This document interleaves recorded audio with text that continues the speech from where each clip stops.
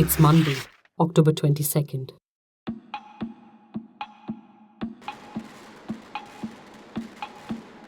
In the biggest railway tragedy of 2018, at least 61 people, all Dussehra revelers, standing on railway tracks, watching the burning of a Rawat effigy, were mowed down by a train in Amritsar.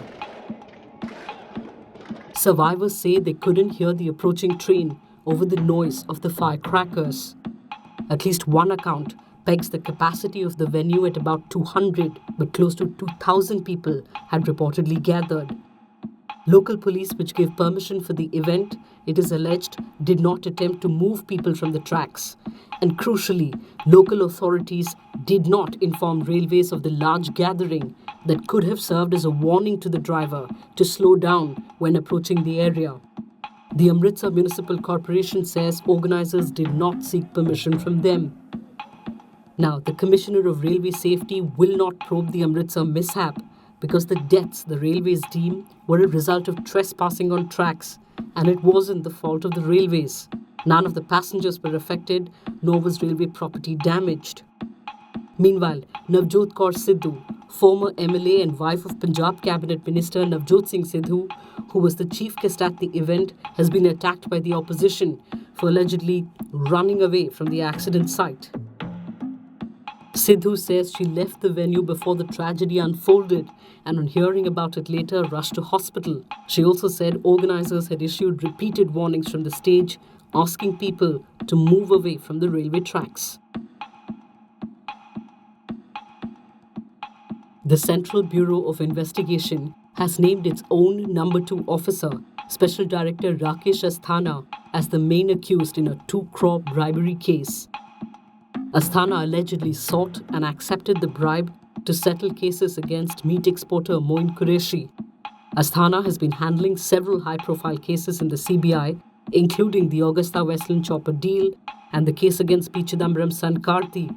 Last year, the Modi government had defended Asthana's appointment as Special Director in the Supreme Court. The appointment was challenged on grounds of lack of integrity. The FIR also names Raw's second senior-most officer, Samant Kumar Goel, as being part of the extortion gang that played a role in facilitating the bribe to Asthana. He has not been named as an accused yet. Goel, who currently holds the rank of Additional Secretary in the Research and Analysis Wing and looks after West Asia affairs, the Pioneer reports met meat exporter Moin Qureshi in Dubai frequently. Qureshi, who was arrested by the Enforcement Directorate last year, is accused of helping government servants launder money. 2 former CBI directors, AP Singh and Ranjit Sinha, have been under the scanner in the Moin Qureshi case. Qureshi is reportedly close to certain leaders of the UPA and even the NDA. The man seen as India's biggest tax evader also allegedly enjoyed proximity to key bureaucrats. If you live in Delhi, you will be waking up to air quality levels that have dipped to very poor. Some areas in the capital are close to breaching the severe pollution levels. Central Pollution Control Board officials have said they expect air quality may worsen over the next couple of days due to the combined effects of the burning of effigies on Dussehra, stubble burning, and low wind speed in Delhi. In an unprecedented move, the World Health Organization has called for a meeting of health and environment ministers of all countries to devise ways to combat alarming levels of air pollution. India, remember, is home to 14 of the 20 most polluted cities in the world. Drug inspectors from India's Central Drug Standard Control Organization are in Indonesia as part of the investigation into the contamination of some batches of polio vaccines that threatens to undo India's hard-fought victory against polio. Indonesian company PT Bio Farma provides the key starting material, KSM, or raw materials to companies in India that make the polio vaccine. Last month, surveillance reports had shown signs of polio type 2 virus in stool samples of some children in Uttar Pradesh. The Health Ministry then ordered an investigation into claims of the presence of the virus in some batches of the vaccine manufactured by a company in Ghaziabad. The presence of the virus has been confirmed in one batch of 50,000 vials and was suspected in 2 more batches of 1 lakh vials. Officials confirmed that some vials of the contaminated vaccine were given to children in Maharashtra and Telangana as well. The ministry had issued advisories to the 3 states to ensure that polio surveillance teams trace those children and keep a close watch on them for symptoms. The polio type 2 virus strain has been eradicated across the world. India had ordered this type of vaccine to be discontinued in 2016.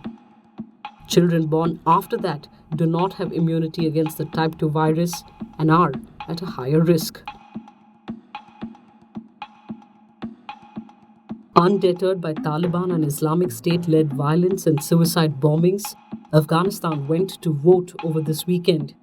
Over 2,500 candidates, including women, are vying for 250 legislative seats in a parliamentary election that should have been held in 2015 but had been delayed amid Taliban trouble and civil turmoil following a widely disputed 2014 presidential election. At least 40 people have been killed in the lead up to polling, 10 candidates executed, over 60 people, including security forces, killed by the Taliban at polling stations on Saturday. And finally, the next time someone pledges the moon to you in exchange for your heart, tell them China's already on it, and for nobler causes. A private Chinese company has claimed it will launch an artificial moon by 2020 as a replacement for street lights in a particular city. Called an illumination satellite, this Moon 2.0 will reflect sunlight onto Earth and will be 8 times brighter than the natural moon. Dismissing reports that this could adversely affect animal life cycles, the company said this would save several $1 billion of electric charge. Sky with 2 moons, not too far in the future. Also in the future, our next episode. Stay tuned.